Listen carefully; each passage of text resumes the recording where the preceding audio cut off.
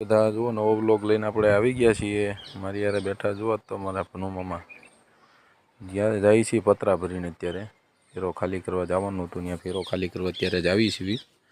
જુઓ તમે કઈ રીતનો નજારો આગળ હું તમને બતાવું છું, આગળ જોતા રહેજો તમે બહીના રહેજો આગળ। જો આપણે ઓલો ખોડિયારમાંનું મંદિર ઓલી ફેરી મેં તમને બતાવ્યું હતું શોર્ટ વિડીયોમાં, એ તમને બતાવી સાહેબ। ઉપર નથી જવાનું, ઉપર વળી ત્યાં ક્યારેક પછી જઈશું। બાકી જુઓ અત્યારે ઓલી પાઇપો ચડાવી હતી ને પતરાની યારી ઢીલી થઈ ગઈ હતી તો મામાની કે ઊભી રાખો ભાઈ, આપણે થોડીક ફિટ કરી નાખવી અને પછી આપણે આગળ વધવી।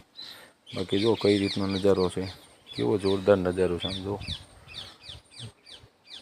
સુકૂન મળે એમ આવી જગ્યાએ શાંતિથી ક્યારેક આવ્યો હોય ને આમ ફરવા હાટું આમાંય તો એ મજા આવે એમ એવી રીતની જગ્યા છે ને એમાંય પાછો વરસાદ હમણાં પડ્યો એટલે બધી જગ્યાએ હરિયાળી બહુ થઈ ગઈ છે।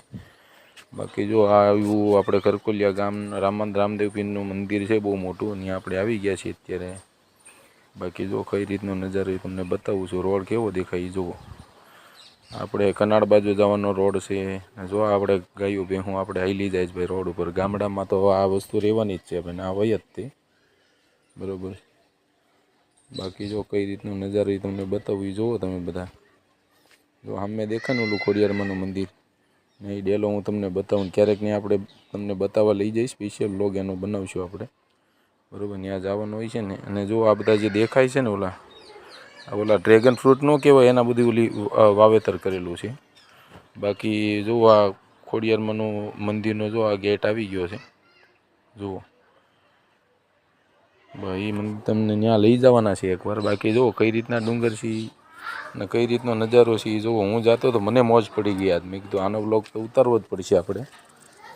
ને સિંગલ રોડ સિંગલ પટ્ટી છે ભાઈ, બે સાધન આગળ આવી ગયા હોય તો ત્રીજું સાધન ત્યાંથી નીકળી ન શકે એ રીતનું છે અહીંયા। બાકી જો આગળ ફાટક કેટલી મસ્ત લાગે જો, એ તો જુઓ તમે ગામડાની। જો હું તો નજારો જોઈને ગાંડો થઈ ગયો ભાઈ। આજ જવાના હતા ભાઈબંધની વાડી ઓલા પતરા ભર્યા કે નહીં તો વાડીનો શેડ કરવા તો લઈ જવાના હતા પતરા, ત્યાં અત્યારે લઈને જાવી છીએ વાડીએ ત્યાં ખાલી બાલી કરી હમણાં પછી ત્યાં તમને જઈને આગળ વાડી બતાવું। જો વાડીએ એને મકાને બનાવવાનું છે હમણાં, ભાઈએ વાડી લીધી એક ભાઈબંધ છે એની વાડીએ ખાલી કરવા જાય છે અત્યારે। બાકી આગળ તમને બતાવું કઈ રીતનું છે એમ, એની વાડીએ બધી જગ્યાએ લઈ જઈશ। ના નજારા તમને હું બતાવું તો નજારા જુઓ, આવા નજારા જોવા ન મળે કાંઈ તાય।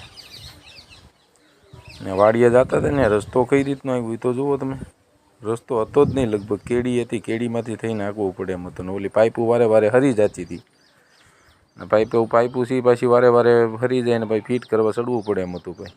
જુઓ નીચે ઉતરીને પાઇપો હરખી કરવી પડે એમ હતી। બાકી રસ્તો કઈ રીતનો જે જુઓ ને સડે એમાંય નથી ટ્રેક્ટર ભાઈ।